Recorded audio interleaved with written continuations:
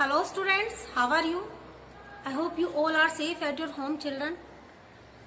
बच्चों, आज मैं आपको पढ़ाने वाली हूँ हिंदी व्याकरण। तो चलिए जल्दी से ये बुक ओपन कीजिए, आपकी हिंदी व्याकरण ये वाली बुक, ठीक है। और इसमें आपको चैप्टर नंबर 3 शब्द विचार एटिमोलॉजी ये ओपन कीजिए, पेज नंबर 13, ठीक है। तो आज मैं आपको इसी के बारे में समझाने वाली हूँ। बच्चों, सबसे पहले हम बात करते हैं शब्द विचार, जो हम पढ़ाने वाले हैं आज आपको। विषय है हमारा शब्द विचार यानी एटिमोलॉजी। बच्चों, शब्द किसे कहते हैं? वर्णों के सार्थक मेल को शब्द कहते हैं। किसे कहते हैं बच्चों? शब्द। वर्णों के सार्थक मेल को शब्द कहते हैं, ठीक है। तो जैसे चमक शब्द है हमारा, सूरज शब्द है हमारा, क्या है ये? शब्द। वर्णों के मेल से। अब वर्णों का मेल देख लेते हैं। च प्लस आ प्लस म प्लस आ प्लस क प्लस अ, इन सब से मिलकर क्या बनाया है? ये चमक। ये है इसका विग्रह। इसको हम कहते हैं विग्रह यानी इसको तोड़ना, ठीक है। ये नेक्स्ट वर्ड है हमारा सूरज। स प्लस उ, बड़ा उ, बड़े उ की मात्रा है नहीं तो बड़ा उ। र प्लस आ प्लस ज प्लस आ, ये होता है सूरज का शब्द विग्रह, ठीक है। अब आगे देखते हैं सदा सत्य बोलो। ये क्या है? हमारा वाक्य है ये बच्चों। क्या वाक्य है? सदा सत्य बोलो। और ये किससे मिलकर बना है? शब्दों के। शब्दों के सार्थक समूह को हम क्या कहते हैं? वाक्य कहते हैं। शब्दों के सार्थक समूह को हम वाक्य कहते हैं। और दो या दो से अधिक वर्णों के सार्थक समूह को हम क्या कहते हैं? शब्द कहते हैं, ठीक है। ये शब्द वर्णों तथा वर्णों या ध्वनियों के मेल से बने हैं। ये शब्द किससे मिलकर बने हैं? वर्णों या ध्वनियों के मेल से बने हैं। जब ये शब्द किसी वाक्य में प्रयुक्त होते हैं तो पद कहलाते हैं।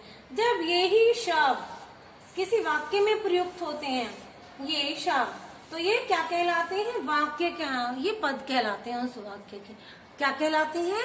उस वाक्य के पद कहलाते हैं, ठीक है।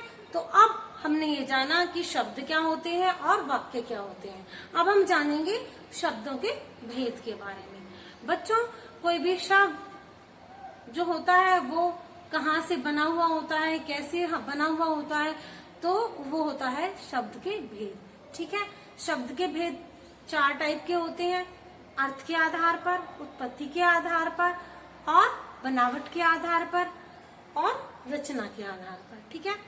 तो सबसे पहले आपका अर्थ के आधार पर, शब्द के अर्थ जो निकलता है शब्द का अर्थ, उसके आधार पर शब्द के भेद। सेकंड है आपका उत्पत्ति के आधार पर, यानी उसके जन्म के आधार पर, उसका जन्म कहाँ से हुआ है, ठीक है। और रचना के आधार पर, यानी उसकी बनावट किस तरह की है शब्द की। थर्ड है आपका प्रयोग के आधार पर, यानी उसका प्रयोग हम कैसे करते हैं, ठीक है। तो जानते हैं सबसे पहले हम अर्थ के आधार पर। क्या? शब्द। अर्थ के आधार पर शब्द के जो भेद हैं। चलिए ओपन कीजिए। तो बच्चों, सबसे पहले हम देखते हैं अर्थ के आधार पर शब्द के भेद। अर्थ के आधार पर शब्द के भेद होते हैं 4। नंबर 1 पर्यायवाची शब्द, नंबर 2 एकार्थी शब्द, नंबर 3 अनेकार्थी शब्द, नंबर 4 विलोमार्थी शब्द बने, ठीक है। अब इनके बारे में हम जानते हैं। पर्यायवाची शब्द क्या होते हैं? पर्यायवाची शब्द जैसे सिनोनिम्स, ठीक है। कौन कौन से वर्ड में यूज होते हैं? जैसे पानी। पानी का पर्यायवाची को क्या क्या होता है? पानी का पर्यायवाची जल, ठीक है। सलील,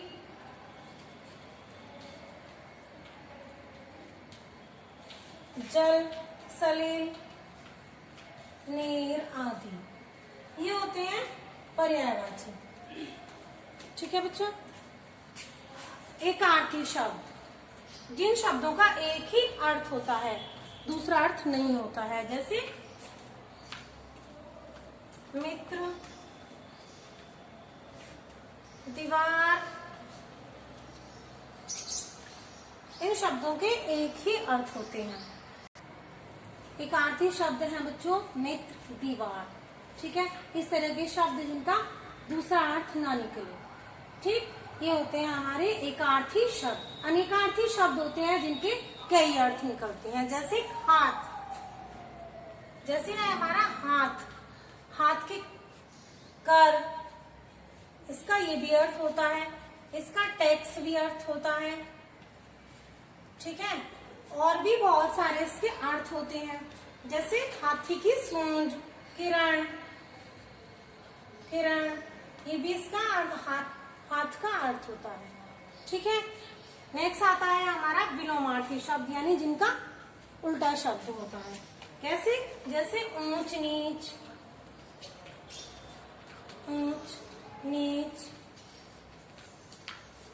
राजा रंक।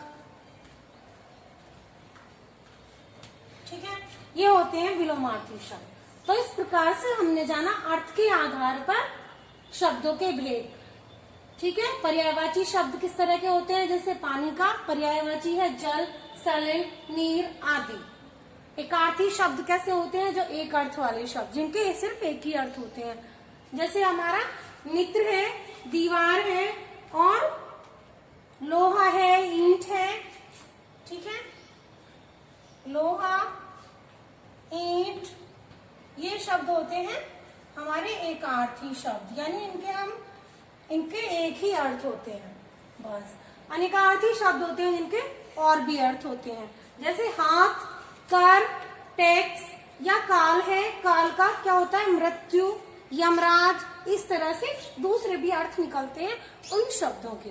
ठीक है, विलोमार्थी शब्द यानी उल्टा अर्थ वाले शब्द, जैसे ऊंच नीच, राजा रंक, इस तरह के जो शब्द होते हैं ये होते हैं हमारे विलोमार्थी शब्द। तो बच्चों, रचना के आधार पर शब्द के भेद। रूढ़ शब्द, यौगिक शब्द और योग रूढ़ शब्द, तीन प्रकार से रचना के आधार पर भेद होते हैं। नंबर 1 रूढ़ शब्द, नंबर 2 यौगिक शब्द, नंबर 3 योग रूढ़ शब्द। रूढ़ का मतलब होता है प्रचलित, यानी जो शब्द बहुत पहले से ही, यानी प्राचीन काल से ही हिंदी भाषा में प्रयोग किए जा रहे हैं, वे शब्द होते हैं रूढ़ शब्द। ठीक है, जैसे हमारा है घोड़ा, जैसे हमारा शब्द है घोड़ा या हाथी। इन शब्दों का प्रयोग बहुत प्राचीन काल से ही हो रहा है। यौगिक शब्द होते हैं 2 या 2 से अधिक शब्दों को मिलाकर जो शब्दों का यूज किया जाता है, प्रयोग किया जाता है, वे शब्द होते हैं यौगिक। जैसे सेना प्लस सेनापति, सेना प्लस पति, क्या बनता है शब्द इससे? सेनापति, सेनापति। या होता है दूसरा शब्द, देखते हैं, पाठ प्लस शाला, तो क्या शब्द बनता है? पाठ शाला। ठीक है, 2 या 2 से अधिक शब्दों को मिलाकर जो शब्द बनते हैं वे शब्द होते हैं बच्चों यौगिक शब्द। कौन से शब्द होते हैं वे? यौगिक शब्द। जैसे सेना प्लस पति यानी सेनापति, पाठ प्लस शाला यानी पाठशाला। अब बात करते हैं योग रूढ़ शब्द की। योग रूढ़ शब्द वे शब्द होते हैं जो 2 या 2 से अधिक शब्दों के मेल से बनते हैं और उनका एक नया अर्थ निकलता है, एक और ही अर्थ निकल जाता है। जैसे निशाचर, निशा मीन्स रात और चर मीन्स चरना, निशाचर। ठीक है, निशा प्लस चर यानी निशाचर। और निशाचर का मतलब क्या होता है? जो रात में चरने वाले होते हैं या रात में घूमने वाले होते हैं।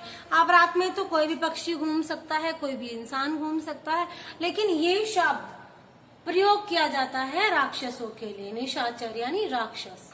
ठीक है, और कमल, कमल शब्द का प्रयोग किया जाता है कमल का पर्यायवाची पंकज भी होता है, ठीक है, जो कीचड़ में उगता है उसे कहते हैं हम पंकज या कमल। तो कीचड़ में कोई भी अगर पौधा उग जाएगा तो हम उसको पंकज नहीं कहने के हैं, क्योंकि पंकज या कमल शब्द का प्रयोग किसके लिए होता है? लोटस फ्लावर के लिए, यानी कमल के फूल के लिए ही हम इसका प्रयोग करते हैं, ठीक है। और ठीक है, तो हमने क्या जाना? शब्द रचना के आधार पर शब्द, जैसे रूढ़ शब्द। रूढ़ शब्द क्या होता है बच्चों? जो प्राचीन काल से ही, रूढ़ मीन्स प्राचीन, प्राचीन से समय से ही प्रचलित है जो शब्द हिंदी भाषा में, जैसे घोड़ा है, हाथी है, ठीक है। यौगिक शब्द क्या होते हैं हमारे? जो दो या दो शब्दों के मेल से शब्द बनते हैं, उन्हें हम कहते हैं बच्चों यौगिक शब्द। जैसे सेना प्लस पति यानी सेनापति, या पाठ प्लस शाला यानी पाठशाला, ठीक है। अगला है हमारा रचना के आधार पर योग रूढ़ शब्द। योग रूढ़ शब्द में क्या होता है? दो शब्दों के मेल से जो नया शब्द बनता है और उसका एक और ही नया अर्थ निकल के आता है, वे होते हैं योग रूढ़ शब्द। जैसे निशाचर, निशा मीन्स रात्रि और चर मीन्स विचरने वाला या घूमने वाला, ठीक है। तो कोई भी घूम सकता है, कोई पक्षी भी घूम सकता है, हम भी घूम सकते हैं, है ना, कोई भी जानवर घूम सकता है रात में, तो उसे निशाचर हम नहीं कहेंगे, बल्कि निशाचर जो शब्द है वह एक राक्षस के लिए ही प्रयोग किया जाता है।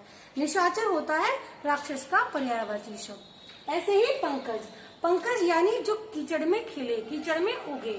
तो कीचड़ में अगर हम कोई भी वस्तु डाल दें या कोई भी पौधा डाल देते हैं और वो उसमें बाई चांस उग जाता है, तो उसका मतलब ये नहीं है कि उसे हम पंकज कहेंगे, ठीक है, बल्कि पंकज जो शब्द है वह यूज होता है कमल के पुष्प के लिए ही, लोटस फ्लावर के लिए ही हम पंकज का यूज करते हैं, पंकज शब्द का प्रयोग करते हैं। तो ऐसे शब्द होते हैं बच्चों योग रूढ़ शब्द। कैसे होते हैं? योग रूढ़ शब्द। तो अब आपने समझ ही लिया होगा कि रचना के आधार पर शब्दों के प्रकार होते हैं रूढ़ शब्द, यौगिक शब्द एंड योग रूढ़ शब्द, ठीक है। अब हम चलते हैं अगला जो हमारा बस्ता है। तो बच्चों प्रयोग के आधार पर शब्द के भेद। विकारी शब्द, जिन शब्दों का प्रयोग के आधार पर लिंग, वचन और क्रिया के अनुसार उनका रूप बदल जाता है, उन्हें कहते हैं हम विकारी शब्द। जैसे संज्ञा, सर्वनाम, विशेषण और क्रिया, इन शब्दों का प्रयोग के आधार पर रूप बदल जाता है, ये शब्द होते हैं विकारी शब्द। और अविकारी शब्द वे होते हैं जिनका रूप नहीं बदलता है प्रयोग के आधार पर, जैसे क्रिया विशेषण, संबंध बोधक, समुच्चय बोधक या विस्मय बोधक। आगे आपको समझ में फिर से एक बार बता देती हूँ। प्रयोग के आधार पर शब्द की भेद। विकारी शब्द, विकारी शब्द वे शब्द होते हैं जिनका वचन, लिंग, क्रिया और कारक के अनुसार इनका रूप बदल जाता है, ठीक है, जैसे संज्ञा, सर्वनाम, क्रिया, विशेषण, ठीक है। नेक्स्ट है हमारा अविकारी शब्द। अविकारी शब्द का क्या मतलब होता है? अविकारी शब्द ऐसे शब्द जिन्हें वाक्य में प्रयोग करने पर भी उनका रूप नहीं बदलता है, वे होते हैं हमारे अविकारी शब्द। जैसे क्रिया विशेषण, संबंध बोधक, समुच्चय बोधक और विस्मय बोधक। तो चलिए अब हमने जाना कि शब्द के भेद कौन कौन से होते हैं, अर्थ के आधार पर और उत्पत्ति के आधार पर, प्रयोग के आधार पर, और बच्चों कौन सा है? अर्थ के आधार पर, उत्पत्ति के आधार पर, रचना के आधार पर और प्रयोग के आधार पर। अब आप लोगों ने जान ही लिया होगा कि शब्द के कौन कौन से भेद होते हैं। अगर आपको अब अच्छे से समझ में आ गया है तो चलिए एक्सरसाइज सॉल्व कर लेते हैं, अभ्यास कर लेते हैं उनका। चलिए उठाइए अपनी पेंसिल और इरेजर और वर्क करना शुरू कर दीजिए। सबसे पहले आपके क्वेश्चन हैं प्रश्नोत्तर, ये हम बाद में सॉल्व करेंगे। उसके बाद में है सही कथन के सामने सही या गलत का निशान लगाना है, ये मैं आपको ऑरल ही करा देती हूँ। तो चलिए कीजिए इसको। संज्ञा शब्दों में कोई परिवर्तन नहीं होता, संज्ञा शब्दों में कोई परिवर्तन नहीं होता है। तो बच्चों ये क्या है, हमारा फॉल्स है। चलिए राइट ही कर देती हूँ, ठीक है। खा है आपका संज्ञा शब्दों में कोई परिवर्तन नहीं होता है। होता है बच्चों,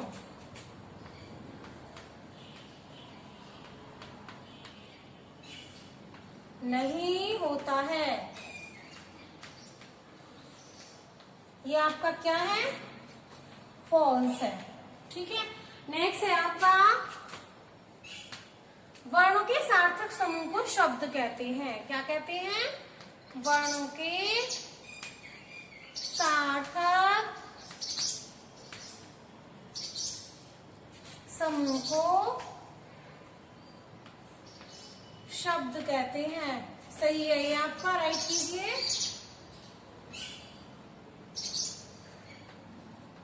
शब्द कहते हैं, तो राइट कीजिए, सही, ठीक है।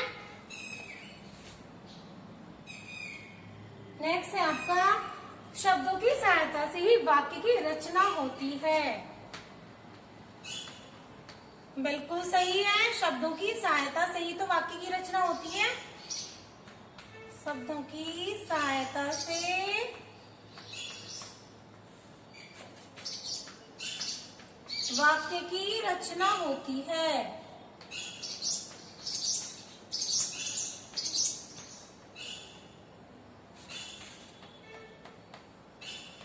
ये क्या है आपका, सही है गलत है, ये भी आपका सही है। देशज शब्दों को संस्कृत से लिया गया है, नहीं। देशज शब्दों को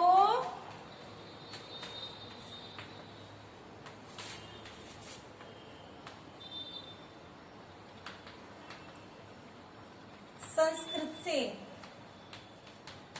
लिया गया है।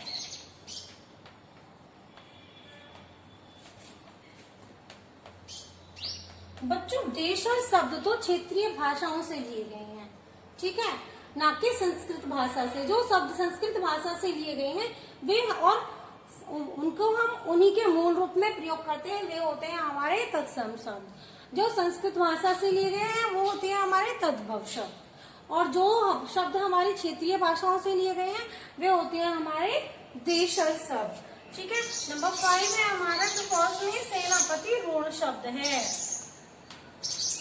सेनापति यौगिक शब्द है बच्चों, रूढ़ शब्द है, तो ये क्या है, फॉल्स है हमारा, गलत है, ठीक है। नेक्स्ट हम देखते हैं 5 रूढ़ यौगिक और योग रूढ़ शब्द लिखने हैं हमें, ठीक है। नेक्स्ट एक्सरसाइज है हमारी ये रूढ़ शब्द राइट करने हैं हमें। रूढ़ शब्द, तो रूढ़ शब्द कौन से हैं हमारे, जो प्राचीन प्रचलित भाषा में है हमारी, जो हमारी हिंदी भाषा में बहुत पुराने समय से जिनका हम प्रयोग करते आ रहे हैं, वे शब्द हैं हमारे रूढ़ शब्द, ठीक है। तो आपका प्रश्न नंबर क्या है, रूढ़ शब्द, तो राइट कीजिए। रूढ़ शब्द में कौन कौन से शब्द आते हैं, जैसे घोड़ा है हमारा, लड़का है, हाथी, मोर, गधा, इस तरह के जो शब्द हैं हमारे रूढ़ शब्द हैं। तो राइट कीजिए, घोड़ा रूढ़ शब्द, लड़का 5 शब्द राइट करने हैं हमें, और हाथी, और राइट कीजिए मोर, और राइट कीजिए, कोमा लगाते जाएंगे और राइट करते जाएंगे गधा, ठीक है। अब आता है हमारा यौगिक शब्द। अब हमें राइट करने हैं यौगिक शब्द के 5 शब्द। यौगिक शब्द के अब हमें 5 शब्द राइट करने हैं जो 2 या 2 से अधिक शब्दों से मिलकर बनते हैं, ठीक है। वे कौन कौन से हैं, जैसे पाठशाला, पाठ प्लस शाला यानी पाठशाला, सेनापति यानी सेना प्लस पति, सेनापति।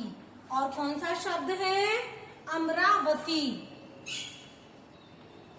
अमरावती। ये शब्द क्या है? आपका यौगिक शब्द है। और क्या है? गोरापति, गोरापति। ये इधर आएगी इसमें मात्रा, ठीक है। अमरावती, गोरापति और मृगनयनी, ये भी यौगिक शब्द है, मृगनयनी। अब आपको समझ में आ गया होगा रूढ़ शब्द कौन कौन से हैं? घोड़ा, लड़का, हाथी, मोर, गधा।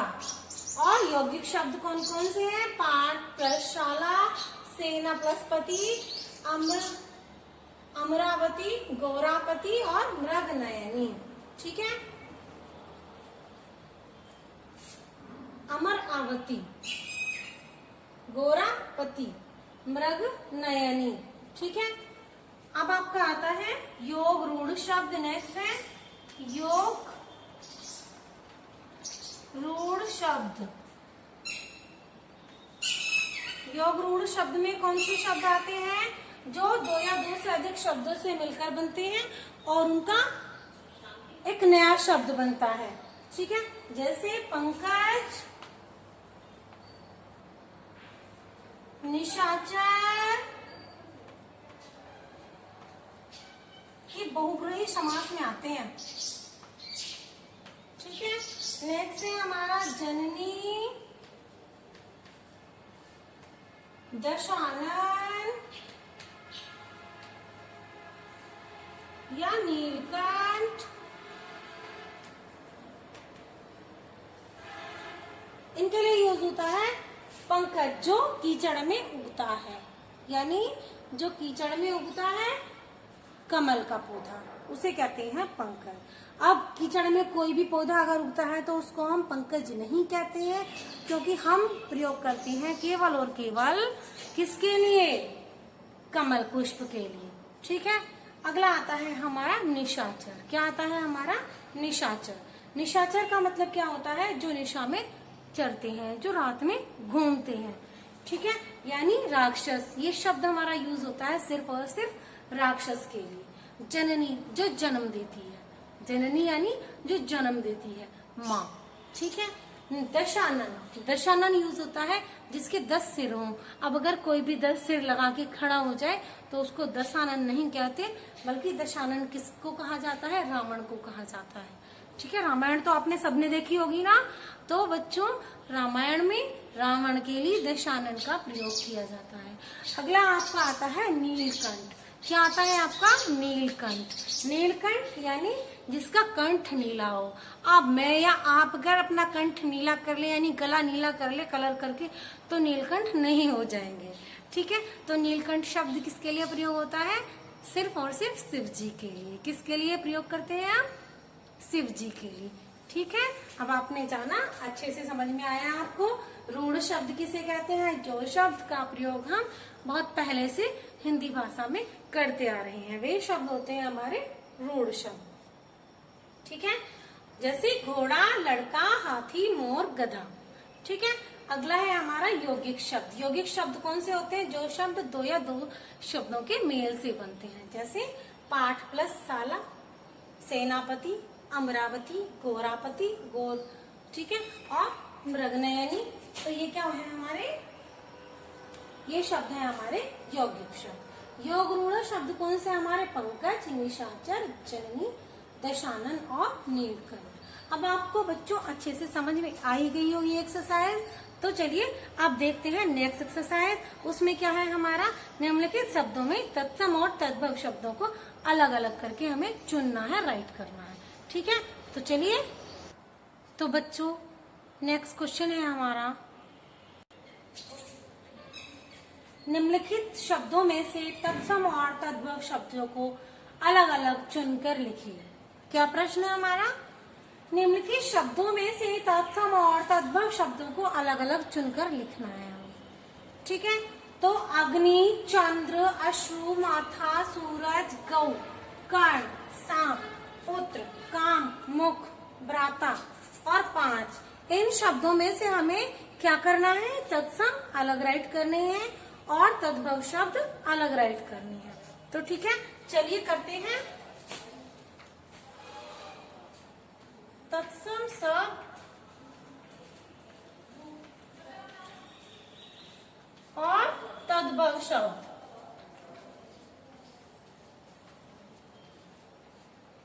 तद्भव शब्द, ठीक है। तो मैंने आपको पहले ही बताया हुआ है कि तत्सम शब्द वे शब्द होते हैं जो अपने मूल संस्कृत भाषा से लिए गए हैं और अपने मूल रूप में ही उनका प्रयोग किया जाता है। तद्भव शब्द वे होते हैं जो संस्कृत भाषा से लिए गए हैं, ठीक है।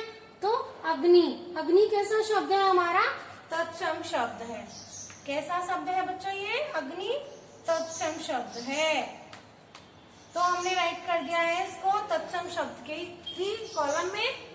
चंद्र यानी चांद, ये भी है हमारा तत्सम शब्द। अश्रु, अश्रु मीन्स आंसू, आंखों से निकलते हैं ना जब आप रोते हुए होते हैं, तो अश्रु ये भी हमारा है संस्कृत शब्द। माथा, माथा है हमारा तद्भव शब्द। क्या है ये हमारा माथा, तद्भव शब्द। सूरज, सूरज यानी सूर्य, सूर्य होता है तत्सम शब्द और सूरज क्या है,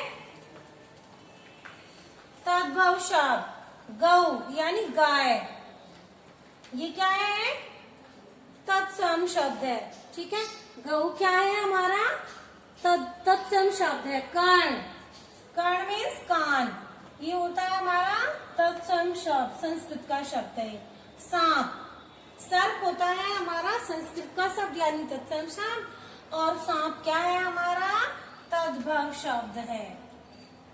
क्या है ये, तद्भव शब्द। अब बच्चों पुत्र यानी बेटा यानी पूत, ये होता है तत्सम शब्द। काम, जो कार्य है ना, कर्म, कर्म होता है तत्सम शब्द और कर्म को कहते हैं हिंदी में तद्भव शब्दों में काम, ठीक है। तो काम क्या है हमारा, तद्भव शब्द हो गया है। मुख यानी मुंह, ठीक है, चेहरा आपका फेस, इसको मुख को हम, ये आता है हमारा संस्कृत शब्द में यानी तत्सम शब्द में, ठीक है। अगला आता है हमारा भ्राता, भ्राता यानी भाई, ठीक है। तो भ्राता शब्द लिया गया है तत्सम शब्द से, ठीक है। पांच, पांच क्या होता है, 5 है ना, तो ये है क्या है, ये है तद्भव शब्द। क्या है ये, तद्भव शब्द। अब आपको समझ में आ गया तत्सम शब्द में से कौन कौन से है। ये तत्सम शब्द अग्नि, चंद्र, अश्रु, गौ, कर्ण, पुत्र, मुख और भ्राता, ये क्या है हमारे तत्सम शब्द। और तद्भव शब्द कौन से है हमारे, माथा, सूरज, सांप, काम और 5, ये शब्द कौन से हैं हमारे बच्चों, ये शब्द हैं हमारे तद्भव शब्द। कौन से शब्द है ये हमारे, तद्भव शब्द। आई होप आपको समझ में आ गया होगा कि तद्भव शब्द कौन से हैं और तत्सम शब्द कौन से हैं। चलिए नेक्स्ट क्वेश्चन देखते हैं। तो बच्चों नेक्स्ट प्रश्न है आपका, घ निम्नलिखित शब्दों में से देशज और विदेशी शब्दों को अलग अलग चुनकर लिखना है, ठीक है।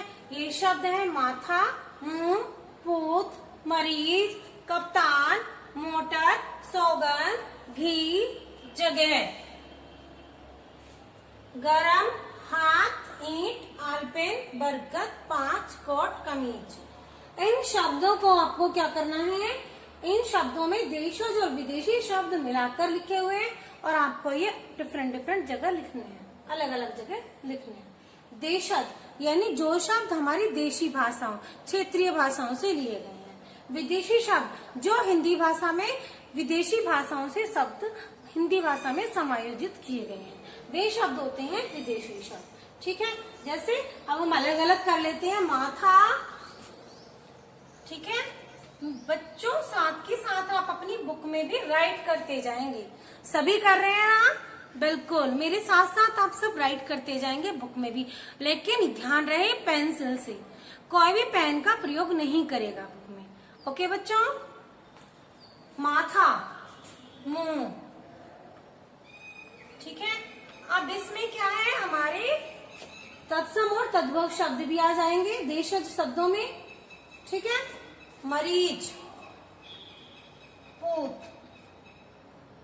ये शब्द तो अभी तद्भव शब्द ही है। ठीक है, मरीज, ये भी देशज शब्द है। कप्तान क्या है, कप्तान, हाँ कैप्टन। आपका ये क्या है, ये आया है विदेशी भाषा से, कप्तान, ये है आपका विदेशी भाषा से कैप्टन। ठीक है, नेक्स्ट है हमारा मोटर। मोटर क्या है, मोटर भी तो अंग्रेजी का शब्द है ना। मोटर इंग्लिश से लिया गया है। सौगंध,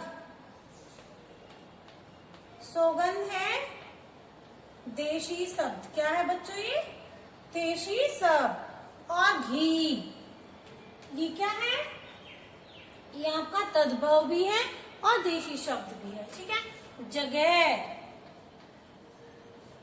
और गरम, ये भी हमारे हैं देशी शब्द। और हाथ और ईंट, ये भी हमारे देशी शब्द हैं। अब आता है आलपेन। ठीक है, ये है विदेशी शब्द आलपेन। आलपेन क्या है, विदेशी शब्द है। ठीक है, बरगद, बरगद के पेड़ को तो सभी जानते हैं ना, 5। और कोट और कमीज, कमीज भी क्या है, उर्दू भाषा से लिया गया है ना। चलिए इसको हम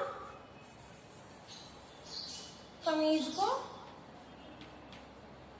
देशी भाषा में ही राइट करेंगे। ठीक है, कमीज शब्द देशी भाषा में ही राइट होगा आपका।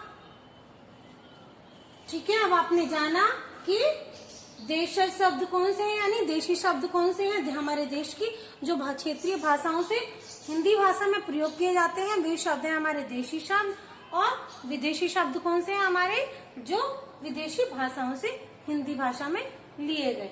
ठीक है, तो देशज शब्द कौन कौन से हैं, माथा, मुंह, पूत, मरीज, सौगंध, घी, जगह, गरम, हाथ, ईंट, बरगद, 5, कमीज।